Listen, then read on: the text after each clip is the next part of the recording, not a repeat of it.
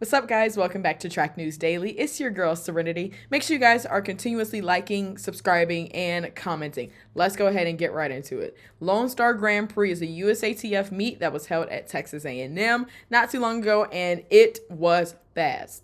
I was really excited about this meet, mainly excited because they brought the talent out, especially because they brought the Texas talent out. There's a lot of training groups in Texas, like the Tondra Buford Bailey training group, Coach Ford that has Trayvon Bromell, and then also the youngins like Tate Taylor. They train out of San Antonio, so it was pretty cool to see them just all come together in one place. But we got to get into what stood out to me, and that was the 200.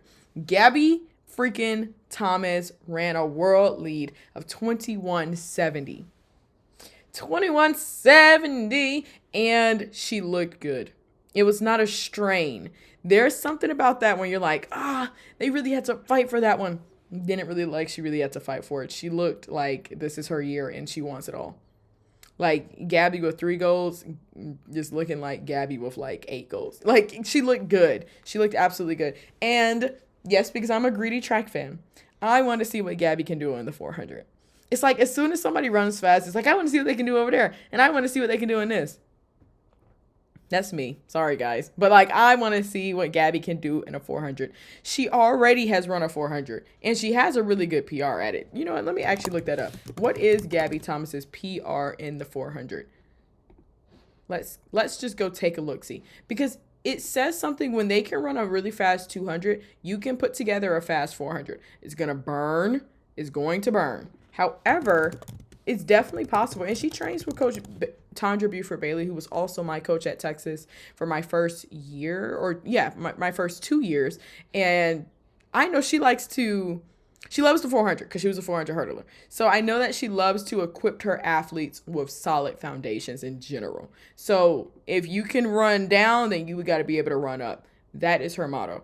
And some people used to hate it, but then it makes you a really good all-around athlete. Yeah, like Gabby's PR in the 400 is 49:14. That's fast. I want to see her run it again. I do. I want to see her run it again, especially now that she's running 21:70. Like, come on now. I know she has a PR of 21:60, but like, she like opened with this. Like, what are we doing? Like, what are we doing? What are we doing? What are we doing? What are we doing? What are we doing, you guys? What are we doing? Like, no, she opened with 22:15, and now she ran 21:70. She was playing with that 22:15. Like, for her to just completely demolish it her next time running is just insane. But she was not the only one who stood out to me. Tate Taylor also did. He's a high schooler. Ran win legal 1997. A 19.9. And he got second to Makanakashi I remember he came from Auburn, but he's not pro. Y'all, Tate, 19.9? What are they feeding these kids? Look, and we're going to get into Cooper later because Cooper is also a kid. But what are they feeding these kids for them to be running this fast? And he's out of San Antonio as well. He trains with Jake O.D. Jordan. And Tate Taylor has hit the track world hard, okay? I hate to compare him to anybody, but he does remind me of a young Noah Lyles. And it's crazy that Noah is even getting comparisons because I still look at Noah like he's young, even though we were the same age.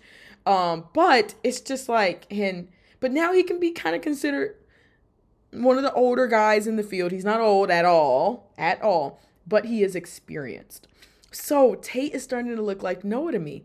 And not just because of his running style. I heard that Tate was just not so happy about finishing second at all. And that's valid, but 19.9, how mad can you be? Well, that means that athlete is just different. And that's what I mean by he reminds me of Noah. Noah was very much like that too. Like, yeah, it's cool. Okay, I was the fastest high schooler in this. Yeah, but I didn't win. And everybody was like, but you just beat records and yada, yada, yada. Noah doesn't care. You know what I mean? That's what I mean by Tate reminds me of him. And that is the type of athlete that you need. All right, but Oslo went off. Oslo was off and running yesterday. And it was a fast one. AKA Julian Alfred. She runs a 10:76. It was not wind legal. It was very windy in Oslo. It was 3.2 wind. Amy Hutt from Great Britain ended up getting second with 10.99. But Juju looks good. She does. She just won last week against Melissa Jefferson Wooden. They got a head-to-head in the 200. She ended up winning that one. And then now she comes back in the 100 and she runs 10:76. But I personally am ready. Being a greedy track fan, I personally am ready to start seeing these ladies inch closer and closer to the world record. That's what I want to see. Elaine Thompson-Herah did at some point with the 10.5, and that's what I want to start to see. I want that record to start shaking in his boots. Like, let's shake the table a little bit. Obviously, I'm sure that that's what these athletes want as well. I'm not dense to that. I'm not. But I am just excited to see, like, let's get out of these 10.8s and 10.7s, and then let's see who gonna be the first one to dip under 10.7. You know what? I like that one. Who's gonna be the first one to dip under 10.7 in this season, and how far are we dipping? You know what I mean? Like, are we 10.5, 10.5 low, or like is it just a 10.6? 10.6 to 5. You know what I mean? But I'm excited because the field is fast this year, okay? The field is fast, and the Olympic champion is in great form. Her career is not stopping anytime soon, and she's just going to continue to get faster and faster. As is the 17-year-old, Cooper Lukenhaas. I am Cooper's biggest fan, y'all. I really, really am. This man, I got to interview him at USA's, and goodness gracious, he's just such a sweet kid. And it hurt me to see him not do well at Worlds, right after his huge comeback. But then he went pro, and then he won indoor Worlds. I can see him getting more and more confident the more he races. And I would say he's a fierce competitor. He is a confident competitor, yes. But it's the way he holds his head up a little bit higher when he crosses that line. And honestly, before he even starts, this is his second Diamond League win. He won Stockholm with 147.70. And now he won Oslo. And he beat the Olympic champion, Emmanuel Wanyanyi from Kenya, 142.08. He dove and fell at the line, and the Olympic champion got second with 142.09. We have a 17-year-old beating Olympic champions. Saying that sounds absolutely insane. Like, I don't think I'm really ready to grasp that. It just reminds me of an Allison Felix. I always make the comparison to her whenever I look at young athletes, because she did that. She went pro at 17, 18 years old. She didn't go to college. Cooper has gone pro with Nike, forfeiting his high school career. Like, so we have seen this before, but it's just really cool to see it in this, like, modern era. When Allison did it, I was young. I wasn't able to grasp. I'm like, 17? Of course, she's old. 17 is old. But, that's because I was really young. But now being older and seeing such a young guy, do craziness. Born in 2000. I'm pretty sure born in 2007. Like, this is crazy. 142. I don't know, you guys. Like, I'm honestly not over that. These younger guys are getting faster and faster and harder to beat. Now, speaking of that, Lexi Tebogo also ran in Oslo today, and he ended up winning. He won with 1984. Okay. Is that a big deal? Not necessarily. That's a solid win from him. He's been looking really good lately. I mean, it's been tough dealing with, like, Noah on the circuit and Kenny Eric, and he just had to deal with Jordan Anthony in the 100. So, okay, cool. All right. You know what I mean? It's been cool. It's been cool. But he ran that 1984. He was asked, I didn't hear the question, but I'm assuming because for him to randomly want to give this advice, but he was asked for some advice for the Australian phenom, Gout, the 18-year-old phenom. He's either 17 or 18 now, born in 2007, similar to Cooper.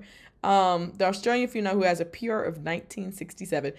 I'm starting to realize, side note, but I'm starting to realize a lot of people don't think that that's real. I made a video about it on my TikTok. Make sure you guys follow my TikTok. And people are saying that was fake, but I digress about that.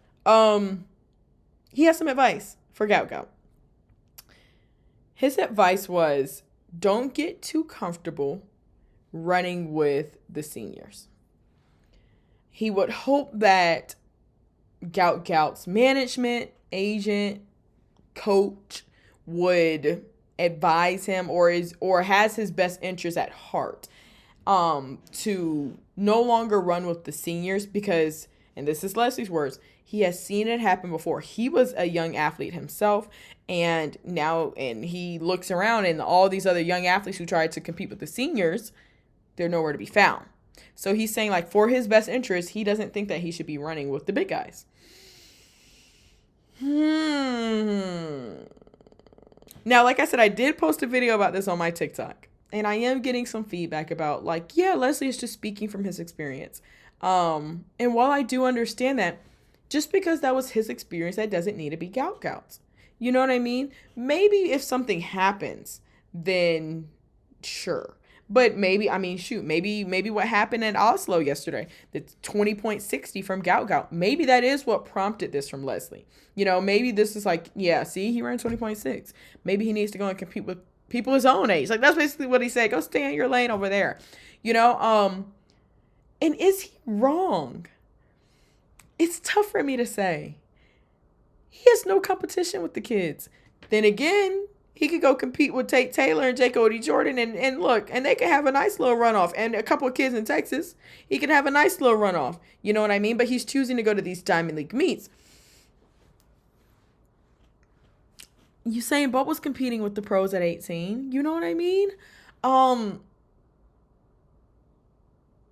I think it's one of those things where as long as he's running well, people will not see anything wrong with it. If he does not run well, then people will see something wrong with it. You get me? I don't know if I necessarily like that mindset about it. Is there something wrong with it or is there not?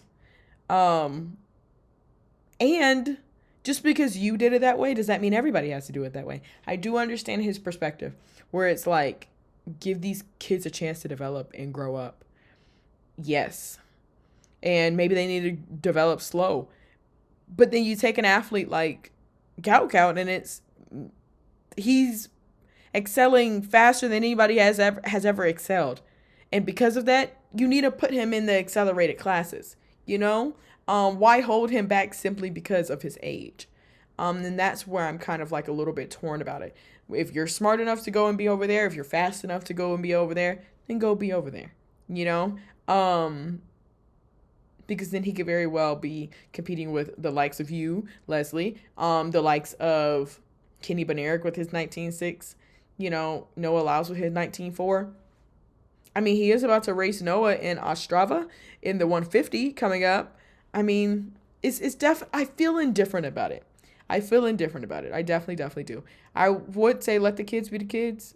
But we are living in a new era right now where these kids fast. These kids fast, and you really can't hold them back. But I'm really interested to hear you guys' comments. So make sure you guys comment. And follow me on TikTok, Serenity_Douglas, to really hear. I really want to know you all's thoughts on that one. But the advice felt a little shady. I will say it felt a little shady. Especially because Gout just got 6 to you, Leslie. And then you went and gave him some advice. Unwarranted advice, maybe. Maybe you're asked about it. I don't know. But it was interesting. All right, y'all. That's it for Track News Daily. Bye.